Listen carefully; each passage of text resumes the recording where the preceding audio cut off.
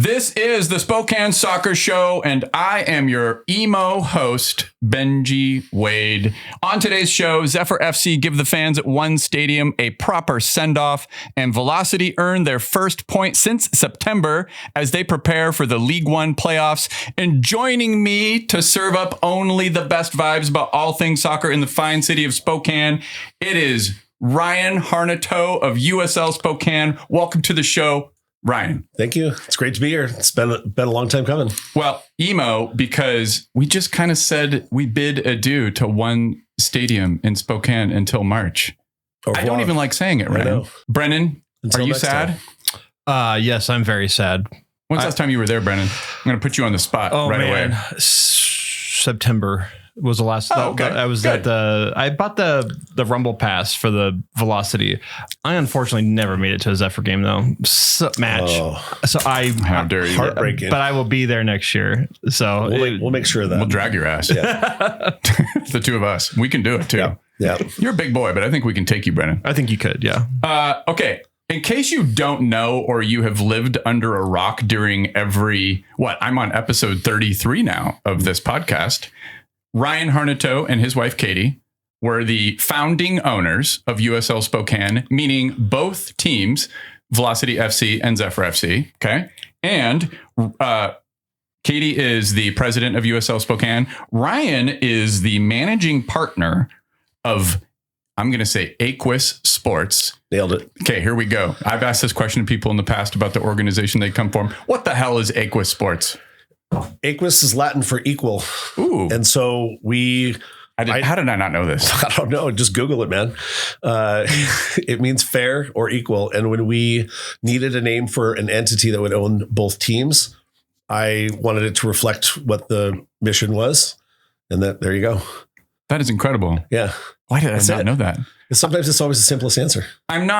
I have spent my entire life trying to learn one language, and I've just never did the Latin thing. I studied French, so I guess I know one Latin-based language. Yeah. I studied Japanese for 3 years. That's come up on the podcast before, and I've gotten to use it recently with a client. That's been fun. That is good. Well, I want to hear your soccer story. I saw some photos of you in some tight white shorts from back in the day. Mm-hmm. So there is evidence out there that you played a lot of competitive also soccer. You've got a tale to tell about your soccer playing days. Let's start there. Sure. Well, it's this simple. I was a really bad baseball player. Okay. That was what you wanted to do? That's what I think it's what I started doing. And my dad's a baseball junkie, grew up in LA, Dodgers.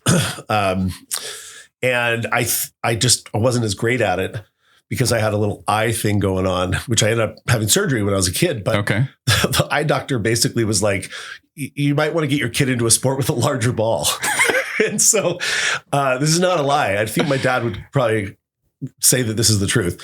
So I don't know. All kids start with soccer, I feel like. But specifically, I think that's how I kind of went towards it because I just wasn't a great baseball player. And then it stuck with me. And I ended up, playing, all growing up with great friends, did the rec thing for a while, then moved up into a select team on the South Hill, which was called the Breakers at that time. Yeah. I don't know if they're still around. I don't think they are. I don't think so either, but I've heard that name come up. And when I was in sixth grade, there was really two teams in Spokane that were good. And one was the Spokane Skyhawks, and they were just good beyond anybody's goodness. And then there was the River City Steelers. And at the time it was kind of like white hat, black hat, who's good guy, bad guy thing a little bit. Everybody kind of wanted to play for the Skyhawks because they were that team. And a friend of mine who I was on the Breakers with, who I'd played with forever, he joined that Skyhawks team and left me behind. But then about 6 months later, I told my parents, it's like, I'd kind of outgrown my select team. And I said, I'm going to the Steelers. And I'm like, I need a higher level. Mm-hmm. And my parents were like, don't do anything yet. They had been trying to get me to join their team. And my parents were like, Rick Lungo, the coach of the Skyhawks, was here at your game watching today, and you're going to get invited to kind of a private tryout. So I ended up doing that and played with that team for 6 years. Wait, Skyhawks, is that the team that our friend Travis from TT's barbecue. Did he play for I Skyhawks? don't think so. He played for the Breakers, though. That's how I know Travis. Oh, okay. Never mind. Yeah. Okay. See, Yeah. I knew you'd know. Yeah. So the Skyhawks team at the time was playing in what was then called Premier One, which was the highest level in the state.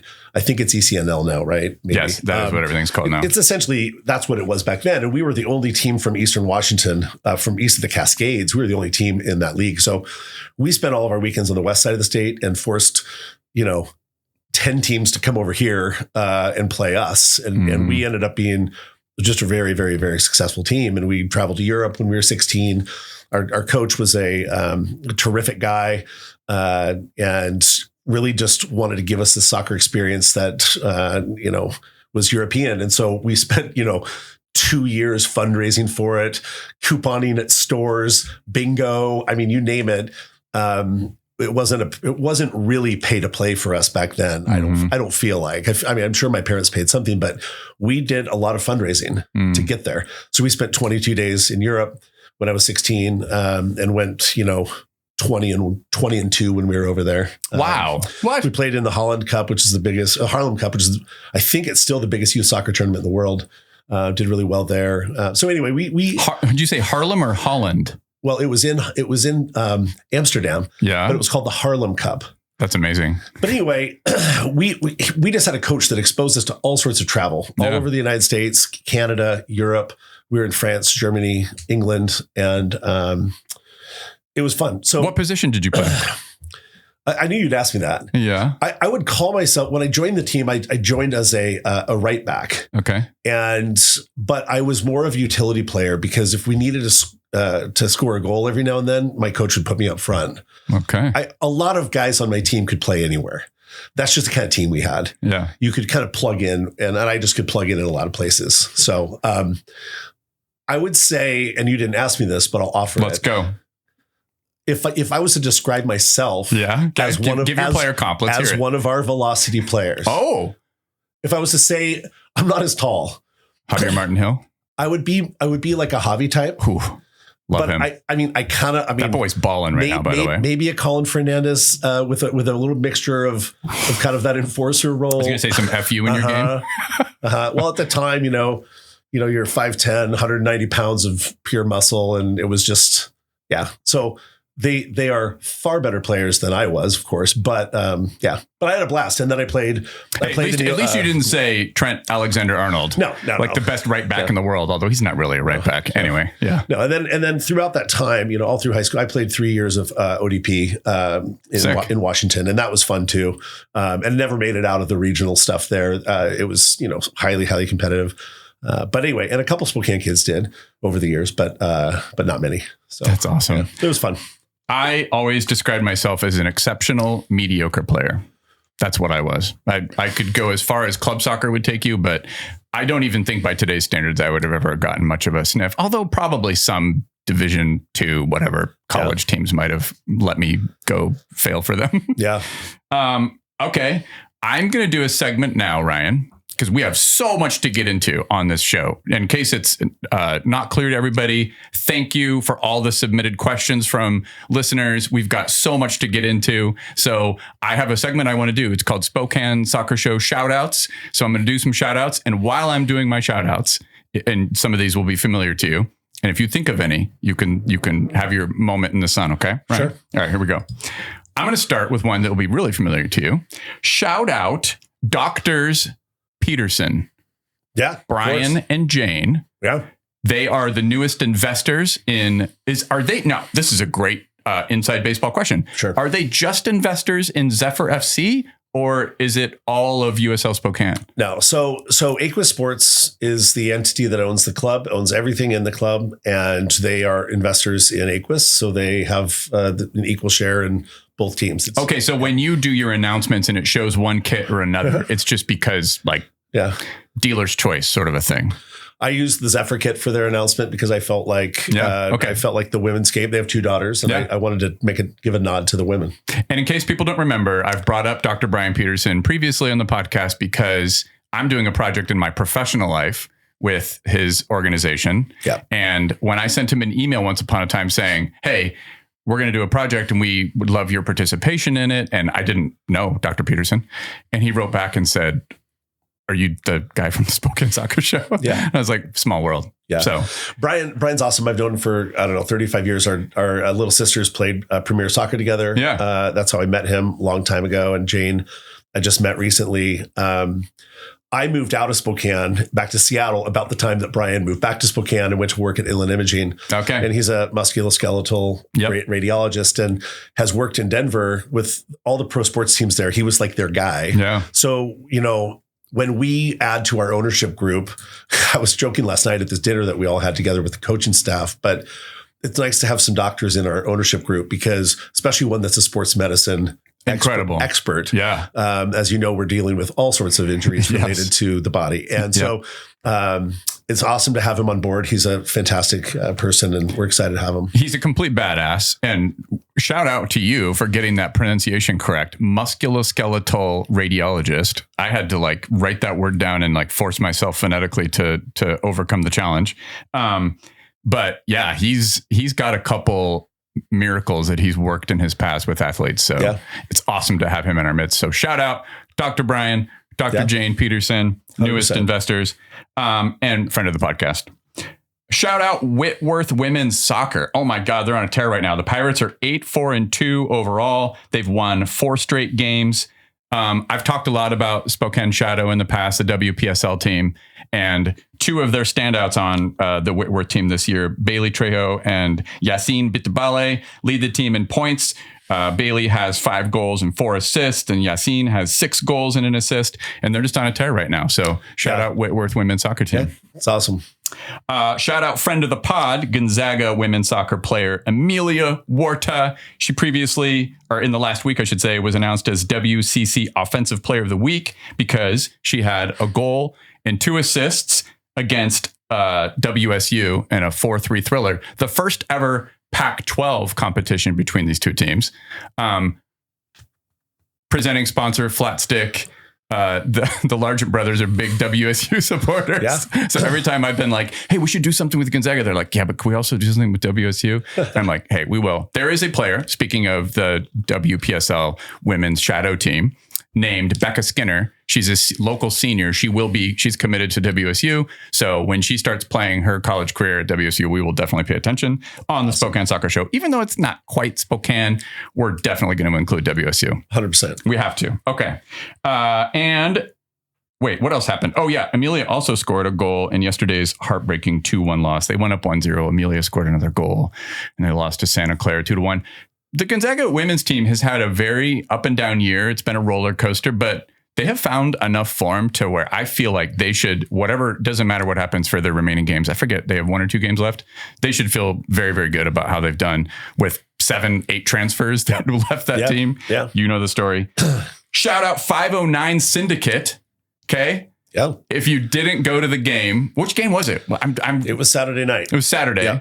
They dropped their first ever TIFO. Right. I love my friends at the 509 Syndicate. They were so nervous and excited. And I don't know if it was they were acting like kids that were getting ready to pull off a prank. Yeah. Well, when we offer, first of all, we can talk about the 509 Syndicate. Go. And all that they've done for us this year, which is a tremendous amount of work. It's 2 teams. It's a lot of work for those people that are leading them. Oh my God, they're exhausted. Huge shout out to those guys and gals. And Jamie, when we asked them if they wanted to table on Saturday night on the North Concourse to try and drum up membership and things like that, I know why Jamie got this devious grin because she basically used the tabling opportunity to smuggle the parts for that TIFO in under a legitimate cause. Is so good. Yeah. I'm so proud of them. Yeah. So anyway, good job to those guys. It looks sick. awesome. So if you haven't seen, check the Spokane Soccer Show Instagram page. I actually got the video for the unveiling of this TIFO from Jamie. A TIFO is a word. It's a term used in mostly soccer, but maybe other sports, but basically a giant flag or, basically somewhere in a stadium, an oversized flag that's usually held up by participants and takes lots of people to coordinate to show something. But yeah, they dropped the characters for 509 Spokane. Yep. Each one of those words had a big giant flag that was draped across the northern wall at the stadium. Yeah. It was so cool. It was super cool. And then you had something timed out to the digital board of like clapping for Velocity FC or something. Yeah, that might have just been coincidence. It was probably coincidence. I don't think those two things had anything to do with one another. Yeah. So shout out 509 Syndicate. Shout out. All right, here we go. You ready? I'm still not over the feels. Marley freaking Canales. Yeah, really happy for her. Unbelievable. Yeah. So yesterday's game, 1-0 victory in the final ever game this year for Zephyr FC at our stadium against Tampa Bay Sun. What minute was it? 80 something? Yesterday? Yeah. 63. 63. Thank you. I only know because I've watched it 75 times. Look at you. Since last night, yeah.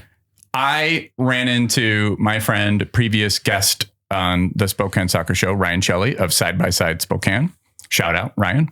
And we're sitting there chatting, and he's like, what'd you think of the first half? I was like, hey, it's pretty tight. I think Tampa Bay is very crisp in their passing. They're putting us under a lot of pressure, but we are defensively very solid. We're ready to counterattack. And that's kind of how this is set up to play. Like we're under 40% of possession, but we're, matching them shot for shot for the most part. They're having a lot of possession, but they're not getting a lot of joy from that possession. And I asked him what he thought would happen in the game. And he said he thought it would end 1-0. This is no bullshit. He said, I think 1-0 and it's going to be Marley Canales. Really? Yeah. Wow. I didn't tell you this? No. And I get a text literally 3 minutes after the goal. And he's like, what did he say? I'm going to make sure I get it. He said, don't poke the bear. Yeah. I thought it was so great. So if you don't know, Marley and Ahmed Longmire both were former UCLA Bruins. So. That's right. Yeah. So I usually am up top. I spend halftime. I usually go up to the hospitality area, say hi to some folks up there. Yep.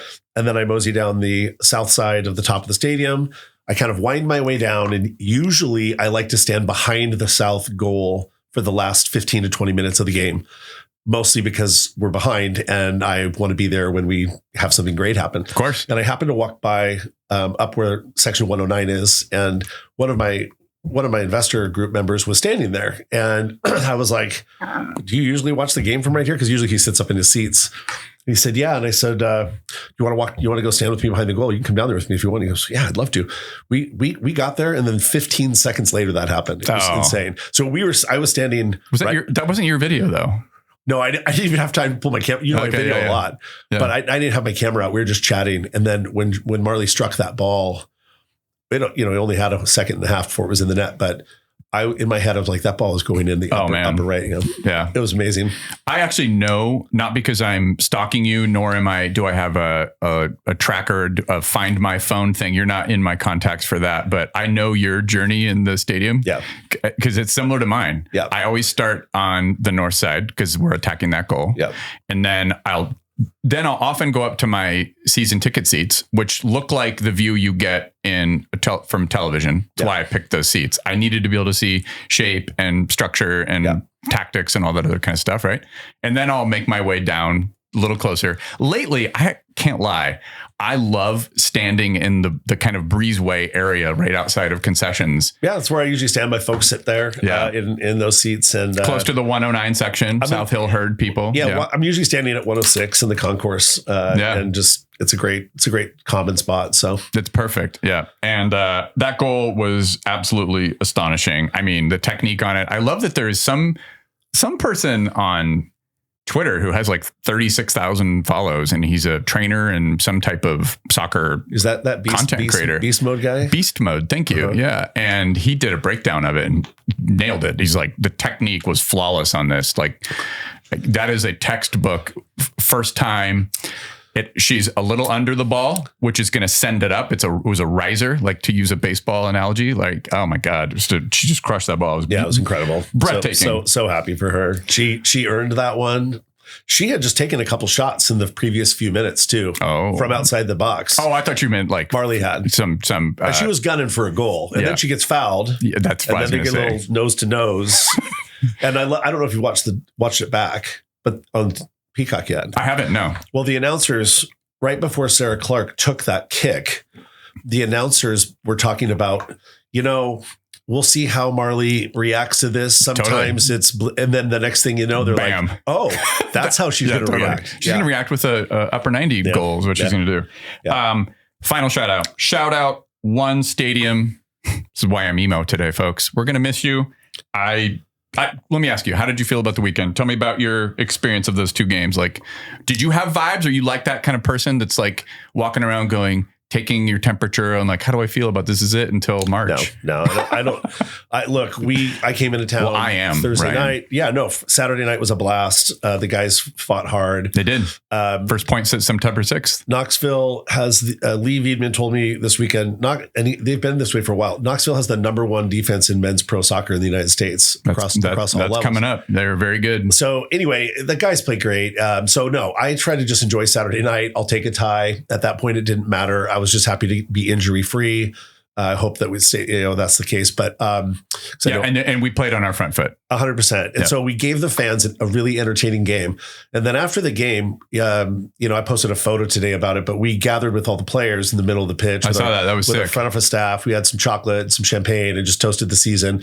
And it's those moments that were incredible. And then Sunday was incredible. And I told the players, I saw a lot of the women as they'd come in. And I just was, they know that Katie and I are always there cheering them on. But I'm like, you guys, when I got into town, I smelled something. And I said, I smell victory coming on Sunday. And so I was glad it happened. They earned it. So my two Ryans were both quite prophetic about Sunday's game. Yeah. I think Ryan Shelley takes the cake for that's incredible. Predicting a 1-0 Marley Canales. You can't make that up. No, that's good. Unbelievable. Yeah. God, and that goal. Yeah. And dude, Peacock, shout out. They do such a great job with having two commentators. I love the instant replay. Not going to lie. It's awesome. They had so many angles on Marley's goal. I was like, what? Yeah. It looked like a Premier League game. Well, it's a Super League requires a 4-camera shoot. And League One, we don't do that. It's quite expensive. I get it. Yeah. But with it, I'll be curious to see what you think if you go watch the game back, because of the wind advisory, the production crew didn't want to be on the roof of the stadium. And so we moved the top camera into the hospitality area and set it right up by where the food usually is. Okay. So the camera angle is shot from a lower, on the west side, it's shot much lower, 15 feet lower. I'll definitely check it out. It's pretty cool. Yeah. It's so hard when I record on a Monday. Like the game was yesterday, and I need sleep. I went out to Wildland. I did not sleep last night. I went out to Wildland last night. Shout out sponsor. All right. Let's use that as a segue. The shout outs. Do you have any shout outs, Ryan? Look, just shout out to the fans. Shout out to the fans. Shout out to the fans for coming out, and 509 Syndicate for all they do for you. I've thanked all of you guys in the last week in different ways, but fans, 509 Syndicate, Spokane Soccer Show, and thanks, man. And our staff. Yeah, you surprised me with that at the season ticket event. I did not see that coming in. I'm the type of person this might surprise you, but when you said that, I was like, oh God, no. And I just wanted to hide. Mm-hmm. Well, it's well earned. I just, people over time will continue to, your podcast will continue to grow because it's pretty good content. Obviously I like it. I learned from it too. I can't name names, but I will tell you that I have been contacted by multiple coaches in the USL who've told me they listen to the podcast. Yeah. And when they told me that, I will say, I felt like I got to be careful. Yeah. I don't want to give away trade secrets. They're scouting. Yep. Bastards. Yep. So I appreciate the listens, but also no more. Yeah. I'm not breaking anything down. Not that I even know what I'm talking about. Come on. Somebody's listening to you. Somebody's listening. All right. Let's use that as a segue to talk about our top 3 memories of One Stadium this year. You go first. I already wanted to mention one on your behalf, and you already kind of went there, but I call it Ryan's Corner. Yeah. Yeah, it's right in ICCU corner. We'll give a shout out to one of our best partners. Yeah. I like to watch part of the game from the north end. I like to see the attacking. It's an incredible view. People who are sitting in their seats and don't walk around to the other side in those corners, you got to go do it. We are talking about the northeast corner. Yeah. And it is now legendary. Yeah. Because early on, I think in game week 1, not game week 1 technically, but our first game week against Richmond, which was game week 2. Yeah. I think you got the goal. I was standing there with my cousin and I filmed. Was it Ahmed's goal? I filmed Ahmed's goal. And I stole it from you. Well, you gave it to me, in fairness. Yeah. I didn't steal it. Yeah. You shared it. Yeah. Yeah. So, and then after that, it just became a routine where I'm like, Ryan, were you there? One time I was at the first, maybe second Zephyr game, and you sent me the clip from that goal too. I'm like, let's go. This is amazing. Yeah. I like to go over there. I like to see what's happening right in front of the goal. So, and I felt like it was lucky for a while. So I call it, I don't know if it's called a parapet. I just like using that word. It sounds like something medieval. Standing on the parapet. Yeah. So that parapet, and then the one, I just go northeast, southeast. Yeah. That's another great twofer, like each half to go to those perspectives. On top of all those other superstitious things, I just like to watch the games alone.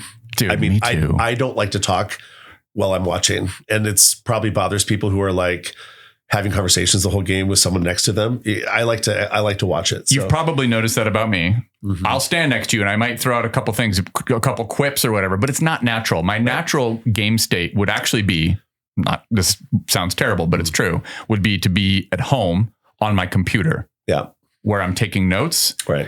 And not just because of the Spokane Soccer Show, to be honest. It's just because that's how I just don't feel comfortable with my emotional volatility when I'm watching a game. I'm a crazy person. Yep. Anybody who knows me knows that. So I hear you. So look, opening day was one. Can't get away from the fact that was just an incredible day for Spokane. We share that one. Roman's goal. Roman's goal was just like, Roman. And so that day was one. And what it did is it allowed all of the pageantry and the moment to just allow you to sit there and soak it up a little bit, because the pressure was off of us. And it was suddenly on Richmond. Yeah. And it was like, and then we scored the second and it was like, let's go. Yeah, that was crazy. So I did film Ahmed's goal, which was absolutely like fantastic. And then still on the Spokane Soccer Show page, by the way. Yeah. The women's home opener is a no-brainer for me because the planning that went into, and shout out to Ryan Harnetiaux for planning that home opener. That was hers. It was a lot of ideas came together on how we were going to introduce the women on the field with, we did not want to do a traditional walkout with little girls in there, hand in hand. We knew all the other clubs would be doing it. No offense to the other clubs. And USL was like, hey, it'd be the most predictable thing in the world. Just each player has one kid. Yeah. The league was like, no offense, league, but they were always, the marketing at the league wanted to know, well, what are you guys doing? What do you guys have planned for the home opener? We'd be like, don't worry about it. It'll be fine.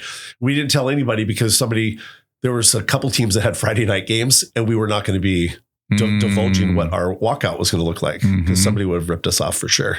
So we kept that on the down low as much as we could when you get 400 girls on the pitch. Because you had to let the community know. Yeah. And so the greatest part about that, and I don't know if you've interviewed, I think you did or somebody did, but we did not tell the players that was going to be what they would be greeted with. No, Sydney brought that up on the podcast. So when they emerged from the tunnel, and Sydney and I've talked to a lot of them about it, they were choked up. They were freaking out. Yeah, I'm getting goosebumps remembering. I mean, when they walk out of the tunnel, they're in serious mode. Totally. I don't make eye contact. I'm usually standing down there. They don't make eye contact. They are just No, Ryan, this moment kind of them up a little bit. Yeah, it jarred them. It took them like 20 minutes. They were so dog shit at the beginning of that game because I think they were all just like, my God, it's still not over, watching 400 little girls walk out. I can't believe that moment. It was insane. I've got great footage of it. I haven't shared it, by the way. Yeah, we have some drone footage of it too. That's fantastic. And then yesterday was my third because I feel like Marley's goal, the way we got it, we have 3 players out on international duty. We have 3 players down with injuries. We have a little bit of a new lineup out there. Yep. Not quite sure, but actually our team is so stacked. It's like, I actually appreciated seeing some changes. Note to the audience, Katie and I have nothing to do with player lineups and how that goes. Yeah. We stay the heck out of it. We stay in our own lane. But I was like, that goal meant so much to the team just to get that win. The last game at home, they're going on the road for 5 games. So good for them. And that's my third. Yeah. Yep. It's a great choice. Let me see. We have the same ones. I've got the first goal for each team: Roman's versus Richmond, Amina's versus Fort Lauderdale. Yeah. The takedown and then the pen, and the way that she just grabbed the ball immediately, kind of the way that Josh did in the first game against Greenville. Yep. I have the LA Force Open Cup game, and I'm cheating. I'm putting in the same bullet here LA Force Open Cup, the friendly versus Chivas. Just those unusual games. Yep. The novelty of that was awesome. Yep. I don't know what it was about the Open Cup game, but the LA Force game, I just loved the midweek. It was a little cold. Yeah. And 85th minute magic. Andre bombs it with his left foot, hurts himself in the process. Yep. Luis puts in the deflection. The friendly versus Chivas, number 30, Musango Akale's coming out party to like, welcome to Spokane. He's a badass. We, unbeknownst to the world, after that game, of course, in the tunnel. Yeah. I mean, the flurry of conversations with Musango. Of course. Getting him a deal. Yeah. That happened that night. That's incredible. Katie Harnetiaux will tell you it was her doing, which is fine.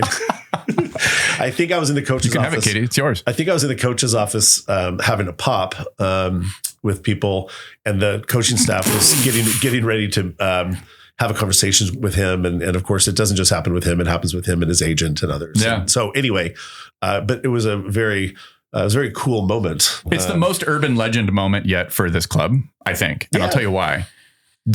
I can't tell you, I've heard all manner of tall tale about Musango showing up in Spokane in just a car with like 3 shirts. And like, I don't even know any of this stuff is true, but that he's got a brother, Mukwele, who's a total badass, plays for New Mexico United. Yeah. I'm telling you, the Akale boys, they know how to football. Yeah. Yeah. And I mean, Mukwele is like tearing up the championship this year. Anyway, so, and then he has that outrageous game against Chivas, and we don't know his name. We're all just shouting 30. Who's 30? Who's 30? So Chivas is second on my list. My last one would just be, I'm just going to say family.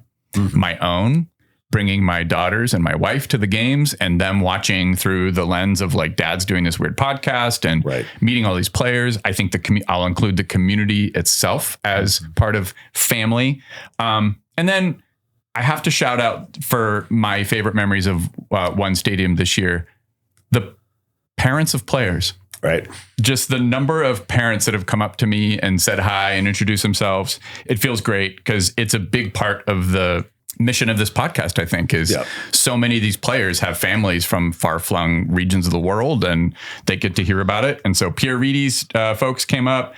Emma Jaskinik, I've brought that up before. Kenzie Weiner, Derek Waldeck, others that I'm forgetting. Those are just like recent memory. I met Steve Waldeck this weekend. He was very, very nice. Do you have any other memories from One Stadium? I mean, no, I could go on for days. It's hard to get down to 3, but last night with Marley's goal, you know, I've gotten to know her parents a little bit too. Totally. They've been camping in Idaho. Yeah. They have an RV and they've been up in the Northwest for these games. And then they kind of take off for a while and come back. And I saw her folks walking down after the game, and Marley's dad was looking for eye contact with me, and he was trying to find Marley, and she was doing her TV broadcast stuff. But we had that, you know, moment because we've hung out before. After our first win, I got the chance to hang out with them for a while. So anyway, those are great moments. You can't discount the impact that a goal and a win like that has. No. For momentum, and momentum's a real thing. Yeah. I think it's the most real in this sport. Yeah. And it was needed. Yeah. And deserved. Yeah. And you're right. I loved your note, which we're going to get to that. So let's take a quick break. When we return, we're going to talk about Velocity FC's draw versus One Knox and Zephyr FC's victory over the Tampa Bay Sun. The Spokane Soccer Show is supported by Spokane City Credit Union. Are you a customer at a big dumb bank? Well, stop it. At a bank, you're just a customer. At a credit union, you're a member and a shareholder. You can help make decisions about what the credit union does do or doesn't do. Banks just want to get bigger by swallowing up smaller banks one at a time until there's only 1 or 2 banks left. Nobody wants that. Well, except for big banks. Since 1934, Spokane City Credit Union has remained independent, relevant, and local, with a focus on the financial needs of individuals and families in Spokane City. Go to sccu.net, Spokane City Credit Union, serving Spokane one member at a time. Velocity FC 0. One Knox 0. All right, listen, we have not earned a point, Ryan, since I think it's September 6th, which was also a 0-0 draw in the Ahmed red card game. Okay. So stoked. We're back into, not only did we earn a point in this game, this is what I think is critically important. We created 15 chances. Luis Hill balled the F out. Yeah. We didn't have any end product. I realize that. But he created 5 chances. Derek created 4 chances. I think we created 15 total. I just mentioned that. We created 15 total. We enjoyed 61% of possession. We had 18 shots, 5 on target versus 6 and 1 on target for One Knox. So this is what you want. Yeah.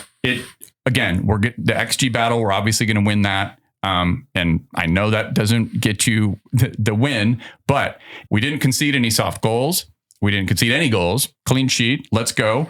And I think it's just kind of what you want going into the playoffs. I felt really great about that. And Ryan already mentioned this, but One Knox is the best defensive team in League One. They're tied for the league lead with 9 clean sheets, and they've conceded the fewest goals. They've also scored the fewest goals. But hey, tough team to break down. The reason that they've gotten to where they're at in the table and they are in the playoffs is because that team can defend. And you said something when I ran into you. You said it's not just the League One. It's at American men's all soccer levels in the US. Yeah. Yeah.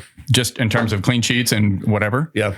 You know, I wouldn't be allowed to criticize refs for fear of a fine, but I also noticed one thing in that game. I thought the ref did a great job. Well, that's what I was alluding to. Okay. Is that we did not suffer a questionable, a calamitous non-call. Yeah. Or call. True. And maybe we played a little bit better and safer and cleaner. I don't know, but it wasn't. I didn't see anything out there that was questionable. Yeah. So, yeah. Yeah. Well, I'm a little tired of talking about referees after games. Yeah. And this is a game we didn't have to really talk about that. So don't get fined. I was excited. Well, I think I'm staying on the edge of it. That's it. We're stopping right there. Yeah. Hey, the ref did a good job on Saturday. Good job, referee. We loved you, referee. Yes, he did a good job. He did a great job. We will play because as this was happening, I'm on FootMob watching nervously I don't even know if nervously, because I think it's like pick your poison. Both teams are good. Noco was playing against Forward Madison. Madison needed to at least draw to maintain second seed, and they lost 1-0. Yeah. So Northern Colorado ended up finishing second in the table, which means we were guaranteed to finish 7th going into that game. Another quick note on that. I was like, is Lee Wiedemann going to rest some of his star players? And he played a strong side, and he came out there and I get it. I ran into Lee and he mentioned it's like, I'm not going to get cute with the lineup. We've not been winning games, so we're not going to go into the playoffs resting our players. We're going to try to find some form, for crying out loud. Yeah. And we did. I think we played really well in that game, and it gave me a lot to be excited for in the playoffs. When is that game going to be officially scheduled? Do you even know that? Yeah, we should know. It's Saturday. I do know that. Oh, it is Saturday. It will be Saturday evening. Go. Okay. And we are waiting for the details, but the guys leave Friday and come back Sunday. Okay. And that's as much as I know right now. Good. Got it. Okay. Moving on. Yeah. Zephyr FC 1, Tampa Bay Sun 0. We've talked about Marley's goal a lot already, but a couple other things I'm going to shout out in this game. Haley Thomas was started at left back. She has been a center back for the few weeks previous to that. And I just have to say, our using converted wingers and midfielders as a left back has been interesting, but I was actually really happy to see Haley get a start at fullback. I actually asked the club if she could come out after the game so that I could chat with her and ask her about that. And she said she hadn't played fullback in a bit, but she has in the past, and she was outrageously good. Yeah. And she had one of the most difficult assignments in the USL Super League. If you don't know this player, Sydney Nasello, the right winger / midfielder for Tampa Bay Sun, she is really, really good. On ball, just like people compare Amina Ekic and Nasello's game a lot. They're both like two of the best on ball. She's very, very good. She's very, very good. And Haley locked her up. Yeah. And professional debut, Ryan, for 4 Zephyr players.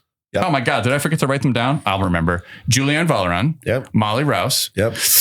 Hope. Wayne Bellata. It's Winnie, apparently. Yep. Did you get told that? And Hope. Yeah, and Hope, goalkeeper. Yeah. What's Hope's last name? Heisey. Thank you. Yeah, there you go. 4 debutantes, and they all played well. Hope had a clean sheet. Shout out. Got to talk to her after the game. I brought up the fact that her most recent soccer playing memory in Spokane was not a good one. Do you know why this is? I don't.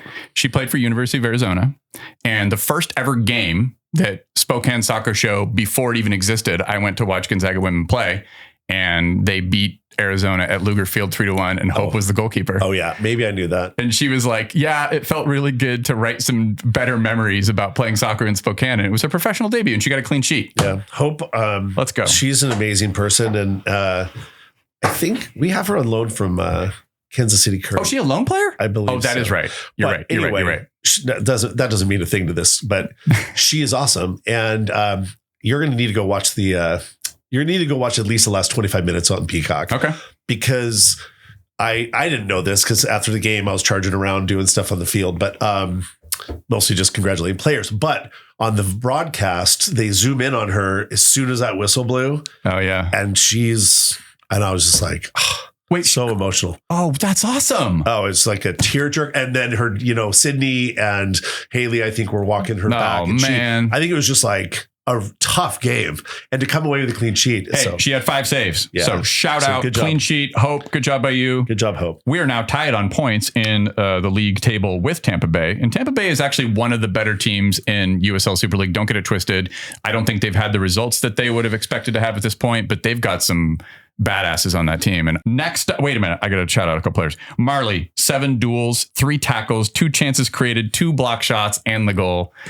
Just clearly the best player for the team. Jenny Vetter wasn't close, she was close behind. She had 5 recoveries, 3 tackles, 2 interceptions. She created 2 chances. Jenny was also awesome.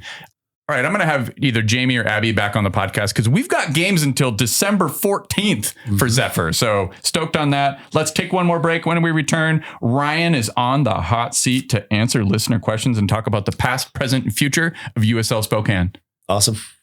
This episode of the Spokane Soccer Show is brought to you by Feast World Kitchen. If you know, you know. If you don't know, I'm about to tell you. Think authentic, mouth-watering cuisine from all over the world delivered to your mouth right here in downtown Spokane. Here's the part you might not have known. Feast is a nonprofit that effectively creates chef entrepreneurs by offering a bunch of programs where immigrants and former refugees learn career skills, earn income from their food sales, and build connections in the community. Quick sidebar, I still have daydreams about the beef sambusas and the spicy jollof rice that we had during the AFCON watch party in January. But don't take my word for it. Head down to Feast World Kitchen on 3rd Avenue, follow them on Instagram, or go to their website at feastworldkitchen.org. All right, we're back.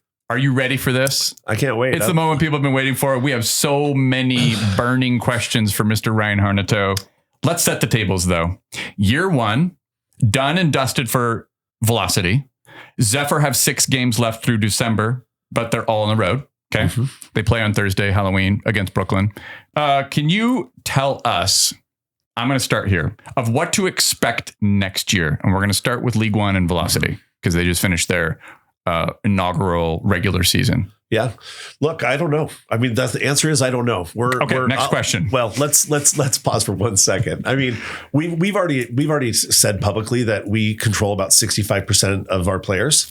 So we know what our team will look like generally. I don't think the listeners have heard that. Let's put that in neon. We control 65% of the players and in terms of their contracts. What that means is we either have them back for sure, or we can make the choice, or we can keep them if we choose to. There's about a third of our players that are on a 1-year deal, and they're not necessarily in our control. And so we know, generally speaking, what our team will look like next year. Okay. I have many times said on the podcast, and you have corrected me privately, but now you get to do so publicly, that I've been told that it's a lot of 1-on-1s, 2-year contracts, and the second year is an option. And I've typically thought it was by the club or the player, but you said in most instances that option year is controlled by the club. Yeah. I mean, there are no contracts to my knowledge in League One or Championship League that would give the player any control over their destiny. Okay. But our players, you could probably look at our roster and think to yourself, is that a 2-year plus a 1 guy, or is that a 1 plus 1 guy, or is that a 1? The harder ones to guess on are the ones. But I will just say this.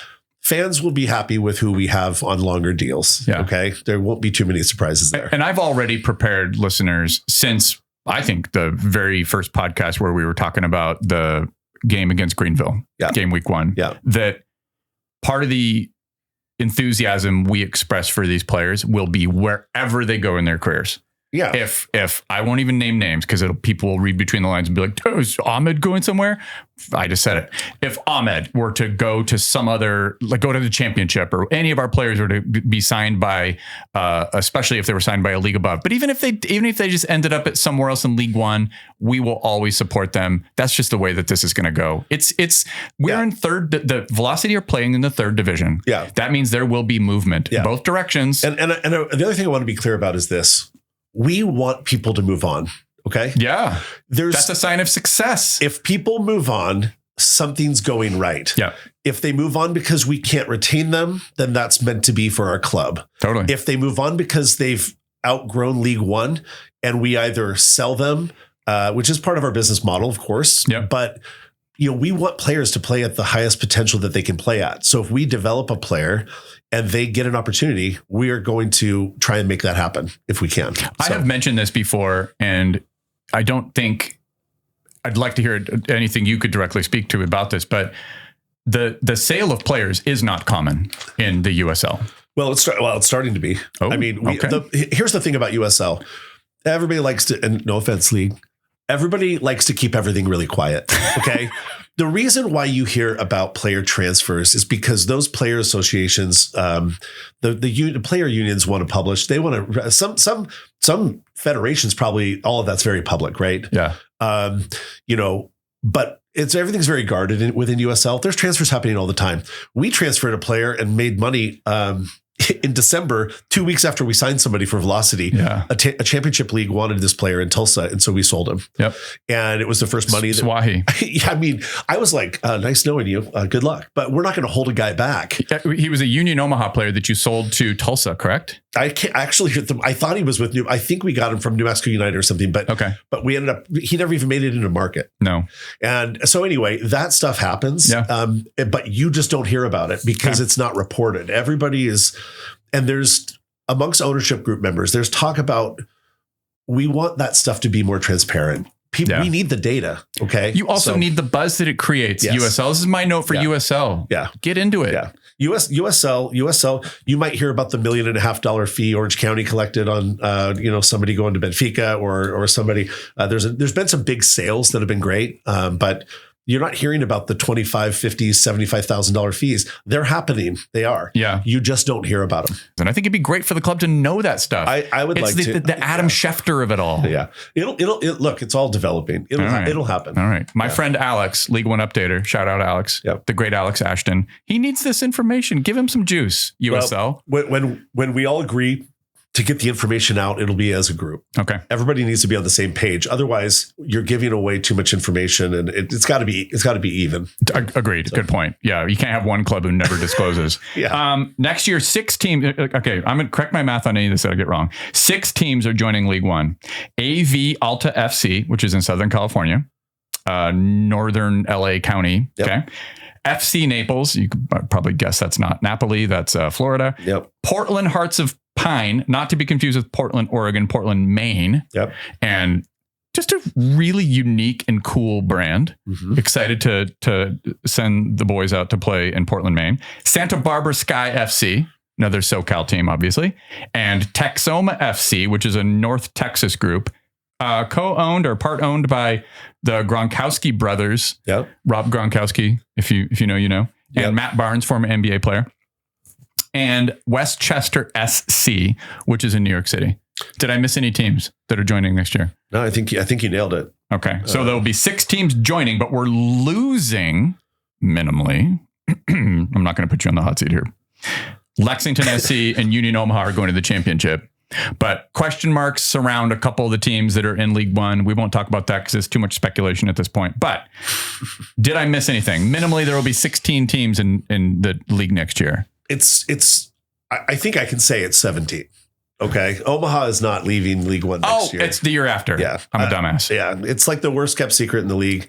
Omaha has a championship league, right, in their deal because they're finishing their stadium. Yeah. Lexington built a beautiful stadium. Okay, got it. So Omaha's not till 2026. That's my understanding. Lexington we wish them good luck. They've got a beautiful new stadium, and they're off and running. So yeah, 17. They need some luck, yeah, Ryan. So Look, 17 teams. We're honest in this podcast, and the attendance in Lexington. If you're in Kentucky and you're listening to this podcast, I don't know why you would be. Well, my friends do. You got to get some people out to those games. Yeah. Jeez Louise, brand new stadium, and it's a beautiful, beautiful venue. Yeah. We haven't got to play there yet. Soon. Yeah. The women will get to play there. Yeah. Super League, 8 teams this year. Next year, we're adding, I think, 4. Indy 11 has a women's team that's joining. So Indy 11 has a USL championship team. They're adding a Super League team, we think. Sporting Club Jacksonville, co-owned by Tim Tebow is one of the investors, a couple other former football players. Fred Warner, is that his name? I don't know. Forward Madison. No, I've been told that's not happening next year. I don't know. I think it's a 26 thing if it happens. Okay. Yeah. And Palm Beach. Yeah, I don't know. So how many do we know how many teams are going to be in next year? I think it's at least 2. Okay. I think it goes from 8 to at least 10. Okay. But honestly, I don't know. Maybe a little early on that. I haven't been tracking that as closely as I've been tracking the League One. Okay. Yeah. You already talked about this. Who's coming back from next year? How do these contracts work? And you know what? I'm going to get to the listener questions. Yeah, let's do it. Come on. Yeah. First up, and I'm kind of going to do these in the order that they were received. Okay. And we talked about this beforehand. Full disclosure, Ryan and I chat. We're friends. Like, you can know that we're friends. Like, if people think I'm in the bag for USL Spokane, blah, blah, blah, they can say whatever the hell they want. I'm Ryan's friend, and we talk some shop sometimes. Okay. So many of the topics you and I've talked about in the past, there have been moments where like, this is something we should talk about on the podcast. It'd be great. Sure. And good job, listeners. I think they have ticked just about every box of the things that you and I have talked about, but not publicly, but we need to, and we're going to do so right now. Okay. Starting with Mike. I don't even want to say his name anymore. His name comes up on the podcast. Just call him Mike. Mike Policio. Yeah. His name comes up on the podcast way too much, but he asked a great question. They say that the best way to turn a large fortune into a small fortune is to buy a minor league sports team or a winery. We all know that Spokane has plenty of wonderful wine. Why bring professional soccer to Spokane if it's so unlikely to turn a profit? Right.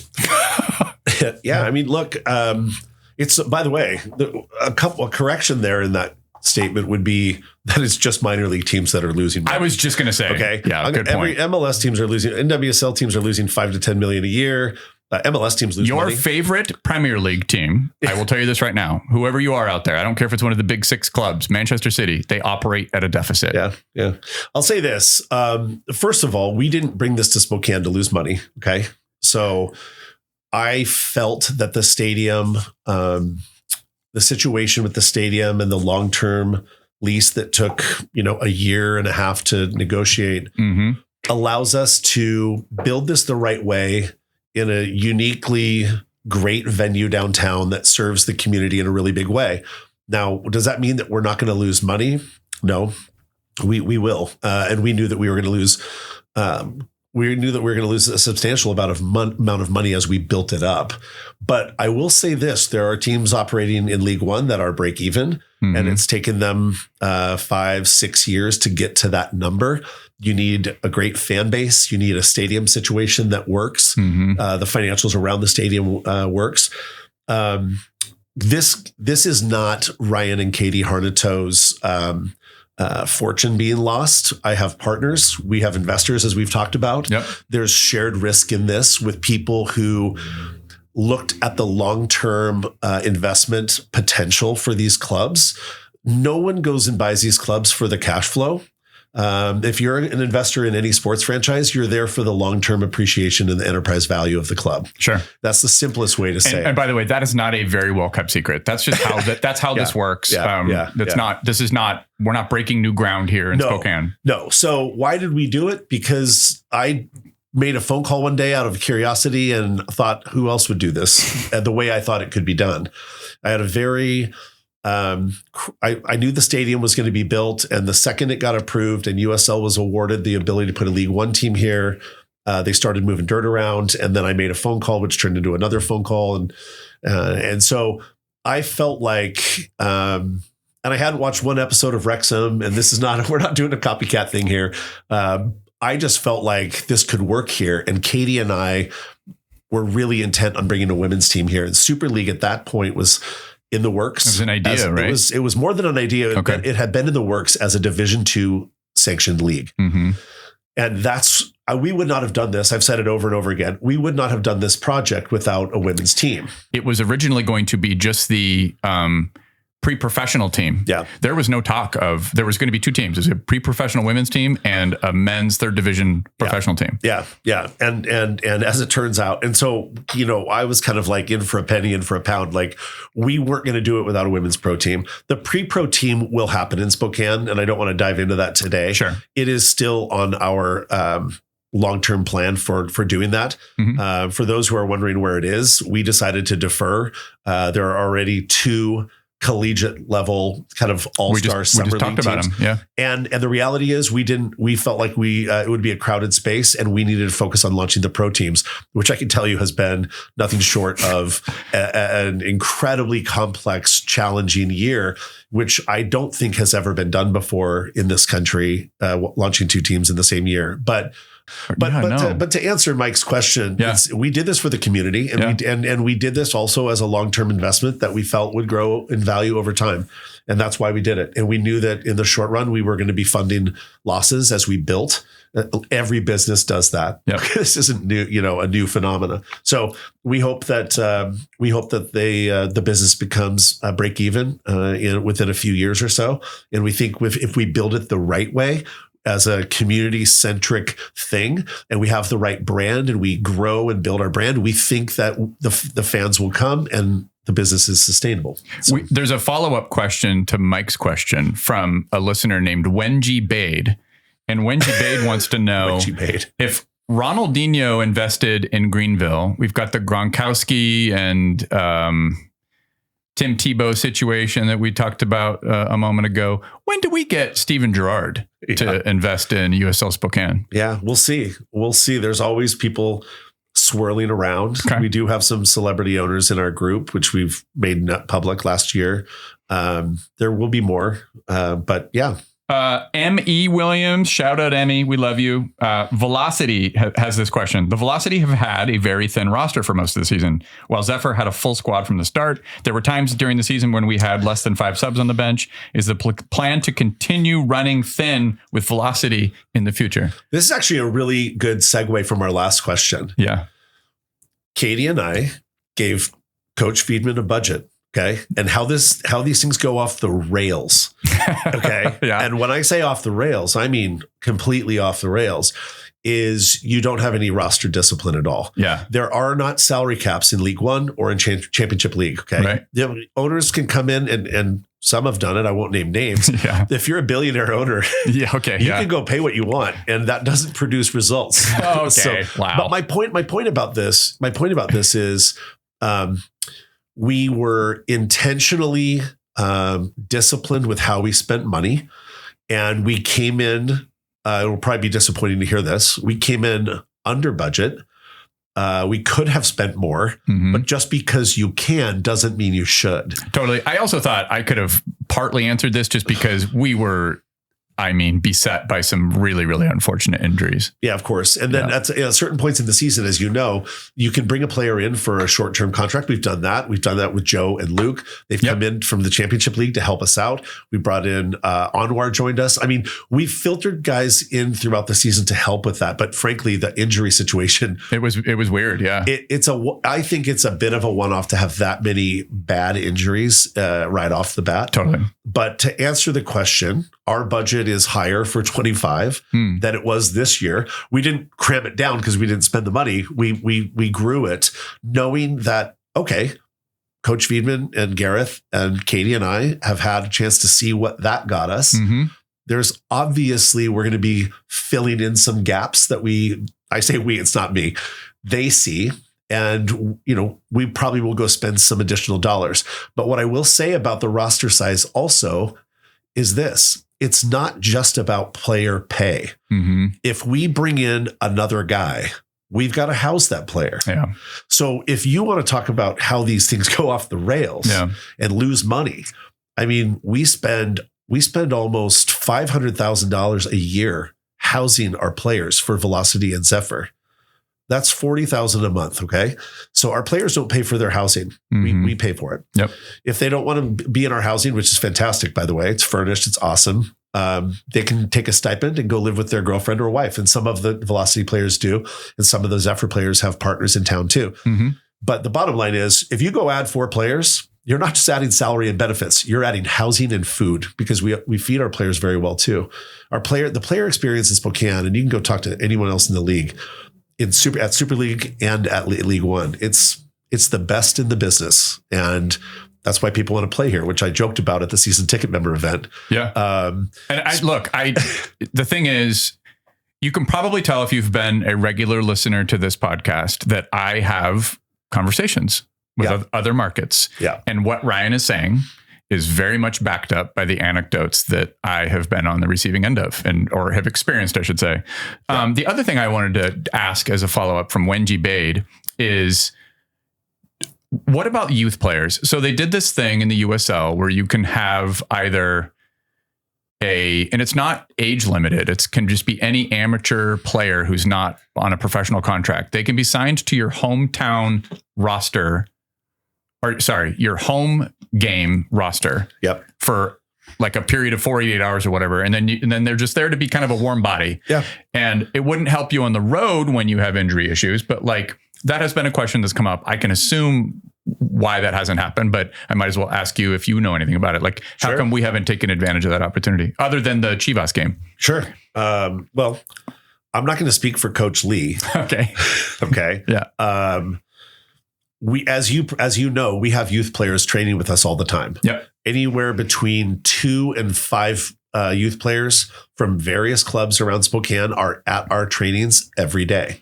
Some of them actually are regulars at our training literally every day. And again, this isn't like some big secret. People know who these players are generally, but that is a coach decision. And again, I don't want to speak for Lee, but if I was to extrapolate on how I've gotten to know Lee over the last year or so, I would say that Lee takes very, very, very seriously being allowed to be on a bench at a professional game. Totally. It is a total honor. Yeah. It has to be 100% earned.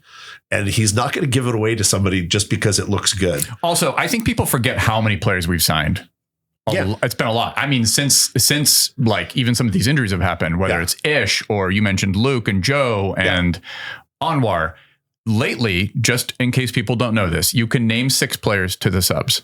We have more players. There are players in street clothes. I run into players that are in street clothes at the stadium. We are not. Yeah. We have players that are fit and could make the game day roster. Yes.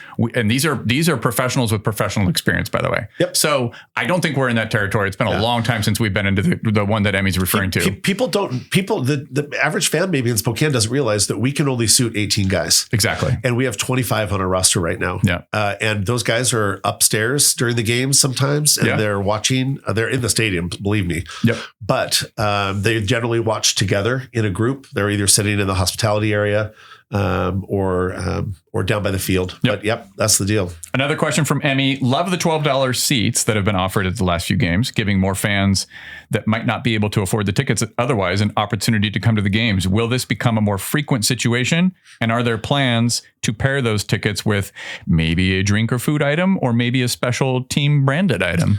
I'm going to start. I'm going to answer the last part first. We don't control food at the stadium. Let me say that again for all the listeners. It's come up on the podcast, but please do. In case someone just honked their horn and you're in your car.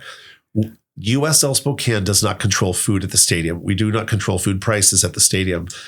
I'll give you an example. Forward Madison controls their stadium.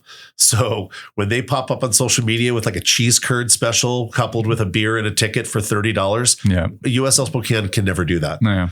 We can't do it because Levy is the vendor for the Spokane Public Facilities District, and it'd be very difficult for us to get a deal going like that. The name has come up on the podcast before because of the complaints that me and many other supporters had early on about the pricing. That Levy is the name of the company again. And for just a primer, if you didn't follow those earlier podcasts, Public Facilities District. in Spokane is the arena, it's podium, it's one stadium, it's all these different venues, and they have a contract with this company called Levy, and then Levy has in that contract the ability to set their pricing.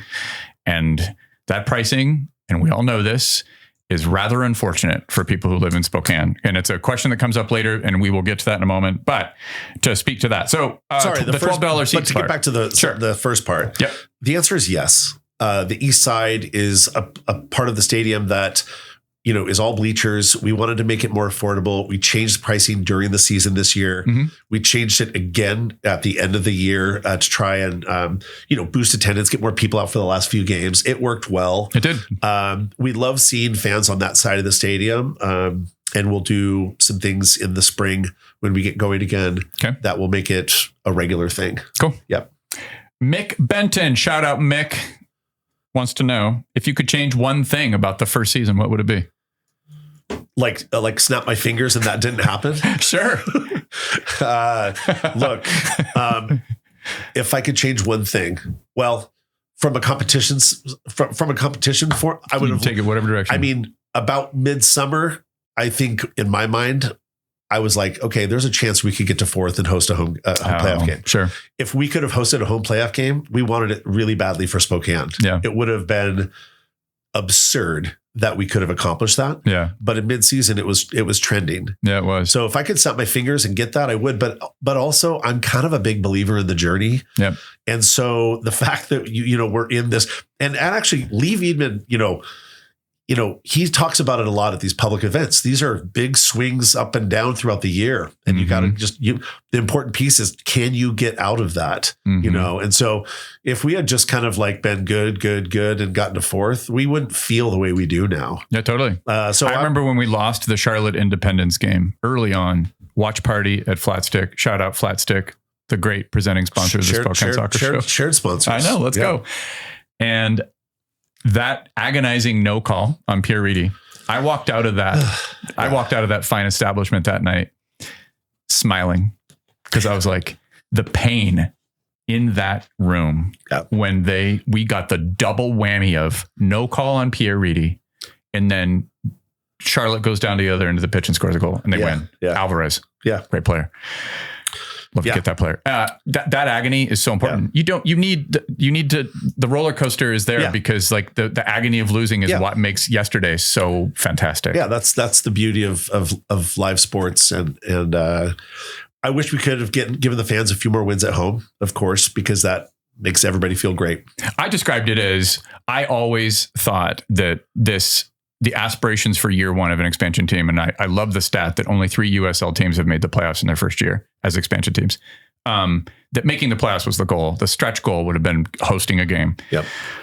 Tim Ham, shout out Tim. What does year 2 look like as far as continuity? We've talked about that. Yeah. Do we have a velocity style of play that we need to plug players into? Or will we adapt with the roster? Probably more of a Lee question. He admitted that, but yeah, I think that's something that Gareth and Lee. Well, I'm gonna get Lee on here. Yeah, but I can give you like a preview. The answer is yes. We're not going to change. We're not going to change our style for 1 or 2 players. Totally. Yeah. We are looking for players that want to play in the style that Gareth and Lee have designed, which is a very entertaining style of soccer. It's the right way to go, we think. Yep. So. Looking forward to that. It just occurred to me, but in this, last year I had Lee and Gareth on in December. I don't think Gareth wants to do the podcast, but Lee for sure. We'll get Lee on here. Yeah. That'd be fun. We'll you know what we'll do? We'll get him over to Feast to watch a Liverpool game, because Feast, our friend Ross, another sponsor. I'm getting a lot of sponsor plugs in here. Come on. Let's cook. That pun was unintended, but it worked. Feast World Kitchen, Ross Carper. He is a Liverpool supporter, and he likes to do watch parties with just Liverpool supporters in Spokane. I love it. That'd be fun. There's no bigger Liverpool supporter than the old Liverpool Youth Academy player. Of course. Yep. That'll be fun to do that. What has been the most unexpected or eye-opening thing from the inaugural season? It could be in regards to the team itself, contracts, travel, logistics, etc. Take that any direction. That's from David Brandy. Sorry, David. Shout out, David. Honestly, professional sports, I think that there's a lot more chaos in these pro clubs than I ever thought there was. Yeah. Again, it's trying to build something from the ground up, you kind of get one shot to do it right, which makes our processes more painful and slower, but more deliberate, and ultimately we think better. Mm-hmm. There's a lot of chaos in sports teams, and we hear about it all the time. And our players and our staff, interact with it. I think it's just, I was a little bit surprised. I guess I always figured things were a little bit more like a well-oiled machine everywhere, and they're not. Yeah. And so that's been a pretty big eye opener for me. There's just an obscene number of moving parts. Yeah. I got to witness it kind of on the periphery at the Ballard Open Cup game. And I was just kind of like, and it was early days, admittedly, but I was just like, I feel bad for everybody involved. This is just such exceptionally hard work, man. I can tell you when I say it's a 24-hour, I mean, for us, it is. For our staff, these doubleheader weekends are incredibly hard. Yeah. People that are like, I want to work in pro sports. I'm like, okay. By the way, everybody thinks they do. Buckle up. Yeah. Yeah. So it's very hard. I'm proud of our staff. They've been incredible this year for what we asked them to do. And they've done it so well. It was on my list of things to make sure I mention in this podcast. Shout out the front office. Yeah. We talk about the performance side of things all the time, obviously, because that's what they care about the most. But, the people behind the scenes need to hear. Yeah. And 509 Syndicate as well. And by the way, this isn't just like me talking. We hear this from club owners and club presidents who come to Spokane. Mm-hmm. The feedback that they get from their visit here. And by the way, it's not just our club, our staff. It's the city. It's what we do here. This is the other anecdote that I hear from other supporters groups. It's ridiculous. Everybody, I'm not joking when I tell you people want to play here. They are trying to be here because there's something special here. So, did you see my friends at Protagonist Soccer published the video that they produced? It's fun. I don't know. It's called Away Days. So if you go to Protagonist Soccer, great friends of the podcast. I've been a guest on some of their podcasts before, like One League Under the Sea, and Josh Duder, who's the co-host of that podcast, or it's League One Under the Sea. What do they call it? One League Under the Sea? Whatever. They came over here, him and a guy named Aaron J, and they shot video. They were following me around a little bit. They were following 509 Syndicate folks, and they were there for the Richmond game. Yeah. And they just posted a YouTube video. Oh, I haven't seen it. It was 20 minutes long, and it was really fun. Oh, awesome. Just all the feels came immediately back. Cool. I'll have to watch it. Henrik says, the documentary called World According to Football, episode 2, the episode's called USA, explores the youth pay to play system in the US, how we're not doing a very good job. If you've listened to this podcast before, you know how I feel about that. I couldn't agree more. This particular episode features the USL team, New Mexico United, and how they're making moves to grow homegrown grassroots talent, which has helped develop pro local players. And as USL Spokane Velocity are growing firmer roots in Spokane sports community, are there plans and resources being planned to be put into the youth community to help grow and foster local talent? So related a little bit to the W League team. And so this is a huge question. Yeah. That's another podcast itself. Look, I'll just say this because I was talking about it with somebody this morning in a meeting with Gareth. We've been very slow, very independent, and very intentional about how we've entered the market in the youth strategy. Our strategy is to be a resource for all clubs. We've had great conversations with the biggest clubs in town, including 90 Plus and Shadow, formerly Sounders, but Shadow and Surf. And we have players training with us from those 2 of the 3 clubs at least regularly. We did not want to come in here and prop up a youth academy. Mm-hmm. We wanted to come in and do what we needed to do with the professional sides first, because it's such a colossal undertaking. Totally. To navigate the youth scene here, and I grew up in it, it's very divisive. It can be very difficult. We need to establish ourselves and our own brand before we go try and do that. And so what we are doing is we are allowing players that are identified as having pretty high potential. We're allowing some training to happen with them, with us. We're trying to be a resource for the coaching staffs and the technical directors in those clubs. I'm assuming the same for colleges as well. Yeah, for sure. Yeah. And we have good relationships with the clubs. So we're not gonna race into this thing yet. But in the meantime, we're more interested in being a resource for everybody, and we will be announcing some things on that the first part of next year. Okay. I'm going to put these together because Ben Hargreaves and Riley Smith, shout out, had kind of similar question around promotion and relegation. So let's do that topic. Yeah. Promotion, relegation. I will set the table by saying that on this podcast in the past, I have speculated, and many supporters of USL clubs have done this kind of speculation, that if you know anything about European leagues, in particular England, you have the Premier League, you have the Championship, then you have League One and League Two. Anyone who watches Welcome to Wrexham or pays any attention to soccer in Europe and England knows this.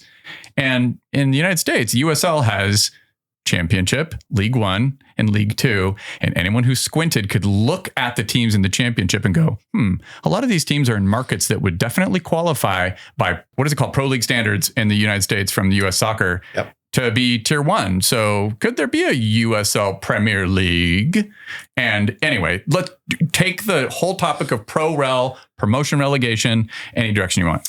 Yeah, look, without divulging things that are spoken about in confidential meetings at ownership meetings, I will say this: it's not talked about very often publicly, but I would be for it. There are many people in League One ownership circles who would like to do it. There are many people in Championship League circles who would like to do it. It takes a very strong vote within these leagues to approve it. The league, I believe, supports it. And I think the attempt right now is to figure out what the economics of it look like. Because as you know, in an established league like in Europe, moving up and down, there's parachute payments made to teams being relegated to help them with costs. There's massive media deals that help when you're promoted to cover salaries that you're going to have to be paying at that higher level. USL and consultants and owners, it's a topic of conversation that's ongoing. I think it's probably something that USL should do. MLS can never do it. They're a single entity league that just won't happen. USL is clearly setting itself up to try and get there. And I think it happens at some point in the next, few years. I doubt something could get baked up or should get baked up before World Cup is here in 26. It would be awkward timing to try and launch something in a hastily manner that wasn't thought through very well. Totally. So I think it happens later, but I don't know. Yeah. And it's really, there have been conversations and articles written by really well-researched reporters, some of the best soccer reporters in the world, where it's like, it may take an act of Congress to make some of this stuff happen. The way that we think promotion relegation should work in the United States, it might take a congressional act. But the USL is in a particularly unique position to pull it off. Yeah. So, and look, part of relegation is the fear of moving down, right? If you're a USL Championship League owner and you paid $15 or $20 million for that franchise fee, you do not want to get relegated in 3 years into League One. Yeah. If you're a League One owner like us, and you can go online and Google what you think those things are. But if they're $7 million for a League One franchise, or $12 million for Super League, and those are numbers that are swirling around online. Those aren't numbers I'm telling you are right or wrong. Sure. It puts fear into you, and your investors will their ears will perk up if there's a thought that could devalue your franchise, because some of these franchises, and again, all this is public-ish online. There's a lot of valuable clubs out there. Yeah. But that's part of the terror of ProRel. And everybody knows fan engagement will go up if you have games of consequence every week. So also, it's hard to the anticipated change in the following of USL. Yeah, that's what my friend Chuck Booth from CBS Sports, when we had him on the podcast, talk about why we agreed that MLS can quite literally never have ProRel. The USL, if they did have promotion relegation, it could have a massive impact. Yeah. A team that's in the championship now and found themselves in League One might be like, oh, that sucks, obviously. Yeah. But there also might be way more eyeballs on the league, which also equals money. So it's complicated. It's very complex because, Benji, as you know, League One clubs are really grassroots clubs. I mean, there aren't that much. There's not that many shared economics between clubs from the league. Yeah. There's not we don't have a $1 billion media deal that everybody gets a piece of yet. Yeah. We have a media deal that people get a piece of, but as the league matures and grows and becomes more valuable and sponsorships get greater and there's more revenue and more eyeballs, the money comes into play. And you do need money in a situation where you have pro rel happening. Yep. Clubs will need some financial incentive in both directions. Yep. And I think it starts with promotion. Just to tie this off, I think it starts with a year of promotion without relegation in the first year. And then in the second year goes to both. Okay. Interesting. That would be my guess. That'd be another way to do it. Okay. A user named Party Letter wanted to know this. Can One Spokane Stadium be expanded? Oh, yeah. Yeah, they can. The PFD, who now owns the stadium, the school district built it. Yep. We kicked in $4 million. That's why it's got a big, nice video board and all sorts of cool stuff.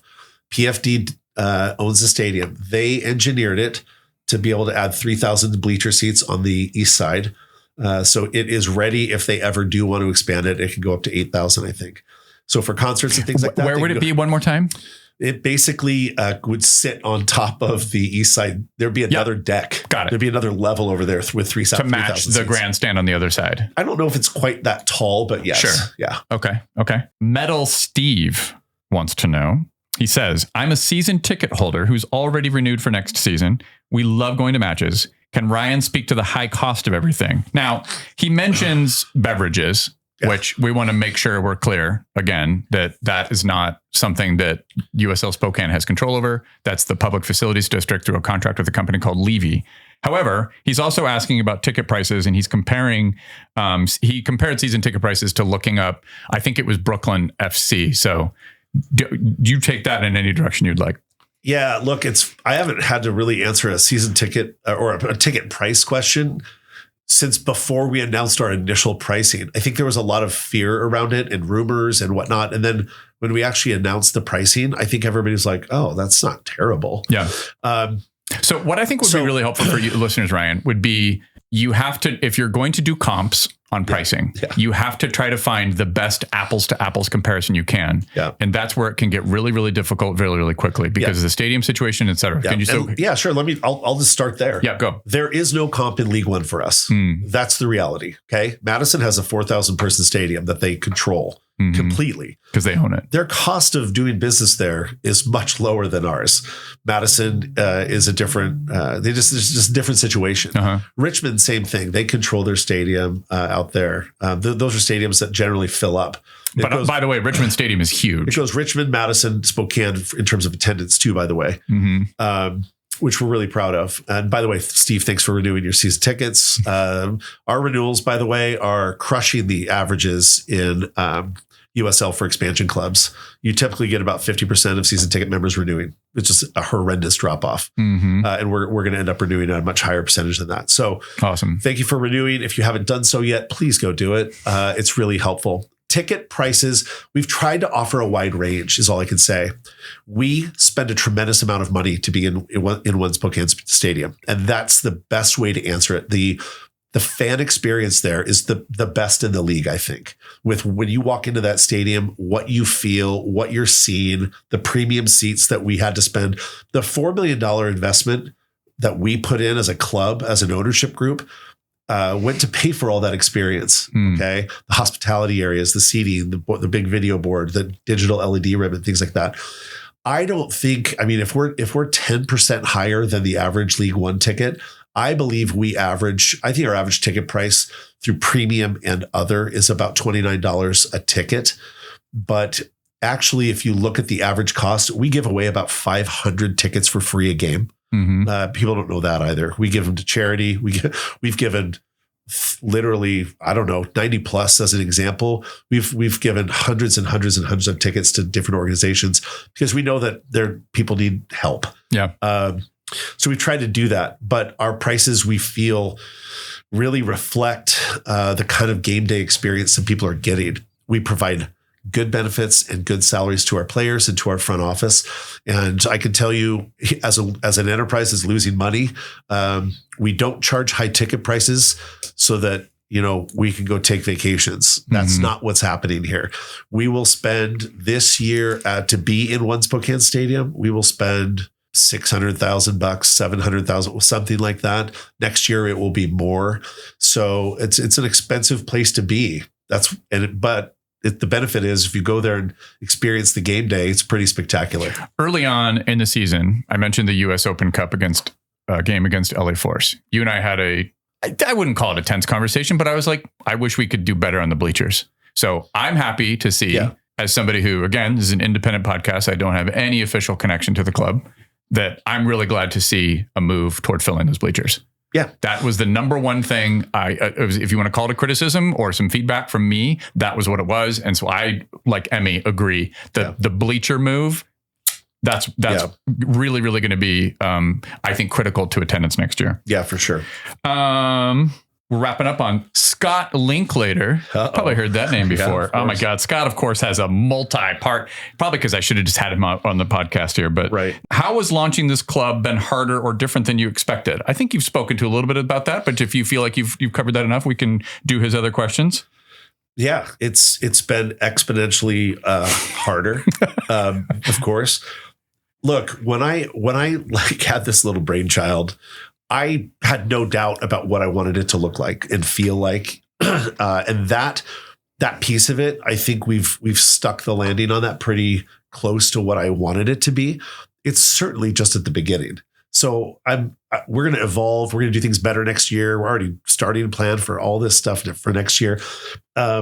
It's a lot. Yeah, it's been really hard. But what I always tell my kids who do really hard things, nothing worth doing was ever easy. Do you know what I mean? Mm-hmm. So we knew this was going to be difficult. And we're learning and trying to adjust things so that it's less difficult.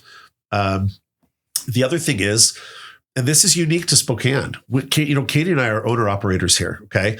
We're not sitting, a lot of clubs they don't have ownership groups that are quite as hands-on. Yeah. Okay. Mm-hmm. And so we get dirty, Katie's worked the team store at the stadium and not watched a game before, you know what I mean? Like we're in it really deep. So that's hard when you do that because you're doing the executive things, but you got to roll up your sleeves and dig in. So it's been a joy, but it has been, a lot. Mm-hmm. Yeah. What would it take to get you to play goalie at South Hill FC for one game? If Benji played, would you? So I guess this question's for both of us. Scott, these people really want to kill me out there at South Hill FC. I know they do. Yeah. Goalkeeper, huh? I don't know. My coach put me in a goalkeeper once in a 5-a-side tournament that we were winning like 13-0. And all of a sudden it was 13-7 and he pulled me out. He's like, "You're a terrible goalkeeper." I'm like, yeah, I think you're right. I think I did it a couple times. I found it intriguing, and I was young. I might have been like 9 or 10 years old, but I just loved wearing gloves. The gloves were sick. I was like, oh my God, it's like a glue. The ball just sticks to these gloves. Yeah. Yeah. It would take a lot, Scott. That's the answer. I agree. Yeah. Look, men of a certain age, human beings of a certain age are not meant to play these sports. Yeah. And you can't play half-ass. No. Once you know how to do it, the difference is your body does not react. Yeah, that's right. Our friend Dr. Brian Peterson said, I suffer from what's called veterescence. Another Latin word I had to look up. You know what it means? I don't. It means I'm getting fucking old. I thought it had something to do with Pearl Jam, actually. It sounds like that. All right. Final question from Scott. What heritage are you and what are you going to bring for next year's South Hill FC International Potluck, which was so much fun? Shout out to you for coming. That was really, really fun, man. So I do need to go up there. I'm French background. Harnetiaux is French. Yeah. Maybe Coco Van. I could bring some French fries. Oh, Jesus Christ. I just know I'm not going to chuck that log. The caber toss. Yeah, the caber toss. I want no part of that. That's another thing. And I loved when Matt did it. Matt Martin, shout out. He comes over and he's like, "Hey, I thought you were going to do it." I was like, "They won't let me." Who's the they in that sentence? He believed me. He goes, "Oh, they won't." Wenji Bade has one more question. Is managing a club like Velocity or Zephyr anything like FIFA career mode or Football Manager? I don't know. I've never done those. All right. Well, if it is, I can just tell you. I know a local expert. Look, which camera's on over here? The fun part about this is the players for us. Managing a club is fun. Yeah. Katie and I are very involved in being around, and that's been the fun part. So I don't know about those two other things, but it's fun. FIFA career mode. Do you know what that is? Whatever. Video games, man. Yeah, I don't play video games. Fine, you should. I've got an anonymous question here. Oh. Do you believe that these soccer programs will be the greatest assets to the legacy of your life so far? No. I mean, look, I'm a parent of 3, right? I'm sorry. You got the answer right. I'm sorry. They teed me up this wasn't rehearsed either. I have 3 kids. They're my legacy. All right. What this can be is a really incredible community asset for Spokane. I'm proud that we did it. I'm proud that we brought it. I don't know that anybody else would have been suited to do it. I guarantee no one would have put a Super League team here. Never. So the biggest legacy in this project for Katie and I is the women's pro team, which is, going to be a long, I hope, very, very long-term asset here. So that's it. Yeah. Shout out to Benji's shoelaces. Listen, folks, got to keep it 100 here. These laces are sick. Yeah. Thanks to our friends. This is my signature dunk, Zephyr FC dunk. And thanks to your son, Leo, he hands me a couple free pairs of laces on Sunday. Yeah. And they went directly onto my signature Zephyr FC dunk. I had these specially made by Nike, by the way. It's really awesome. And I hear you on Zephyr FC. Okay, another anonymous question. Who's better looking, Austin or Leo Harnetiaux? Oh, boy. Oh, God. Well, I mean, Austin, I don't know if he is a friend of the pod or not. Austin Harnetiaux has no worries. He doesn't. He is, I think, I would say when you're 6'3", 225 and a freaky athlete, he's smoldering maybe. Yeah. Leo is 15 and 6'2" and a half. Yeah, Austin's bringing all the smoke, man. He had his mom down there. Katie went down for a football game and she was out one night with Austin and they were at a club or maybe just a bar or restaurant, but he garners a lot of attention. You better say something about Leo, man. Leo is a stud who has a girlfriend. Shout out Noelle. Congrats, Leo. Leo's a lobster. He and Noelle have been together a year and they love each other. He's a catch though. I'll tell you that. What the hell's a lobster mean? Lobster. They mate for life. He's a catch. Got it. All right, got it. No, I mean they like generally find someone. They're not like floating around dating other lobsters. Have you heard this before, Brennan? I've never heard that expression. Somebody's a lobster because they mate for life. Dude, it's an allusion to the Friends episode where Phoebe says, "Oh shit, she's his lobster." Benji, don't you watch TV? Not that particular program, although everyone in my house does. And so I've seen all the reruns and I'm like, this show should have been canceled 50 times for some of the stuff they do on this show. Let me just close out on that answer. The Harnetiaux boys are humble. And Leo, since he was 5 years old, has been taught to say one thing to people when they tell him what a great game he had or whatever. So thank you. I'm grateful for my gifts as well. He's a good kid. He's a good kid. They're humble. They work hard. And that's the best part about him. All right. Riley too, by the way. I mean, Katie Harnetiaux wants to know, oh boy, what is the hardest part of working alongside your wife, your daughter, and your mother-in-law? That's the triple crown, man, right there. Let's start with Mima. Let's go, Mima. Mima is running her own race, helping out the club. She slings merch. She does a lot for people. She moved back to Spokane from Seattle, where we live. I did not know that. Oh yeah, Mima was ready. She wanted to be involved in what we were doing. Great supporter of the Spokane Soccer Show. Yeah. Mima, shout out Mima. Mima will climb into the comments of my content anytime. Is it Mima 1616? Maybe. Okay. That's the easy part. It's been a joy to work with Riley. We're lucky. Riley graduated from Gonzaga University a year and a half ago. She was going to move to San Francisco with her then boyfriend, and we were like, she was going to move about 4 months after graduation. We're like, well, we could really use some help, and you probably need some money. So, can you help us with this launch? We hadn't even really launched yet. We were just still. And then she came to work with us for us, and quickly realized when you go to work for a startup, you get to do a lot. And so it's been really fun to watch her evolve. And she gets tasked with a lot of things. Like my grandpa used to say, if you want something done, ask a busy man. Mm-hmm. He said man, but we say person. Sure. Riley has been incredible. And so anyway, Riley's been fun. And then the last piece was Katie, which is, I would say, Katie and I have been married almost 25 years. It'll be 25 years in December if I can get there. I think I can get to December 18th. You can do it. It is incredible. I mean, she left a crazy career to come in and just dive into this. It was almost like she had no choice because she could finish a 70-hour work week at Amazon and then she'd still have to listen to me at night. Right? That's a good point. But it's been really fun. We didn't ever know that we could do this. We always kind of worried about it, I think. But I'm trying to stay out of her way as best I can. The hardest part is when we disagree on something. Yeah. It has to be. Katie and I are classic overthinkers and we like to discuss everything, but is it whether you'd like to see the 4-2-3-1 or the 3-4-3? I wish it had anything to do with soccer, but it generally does not.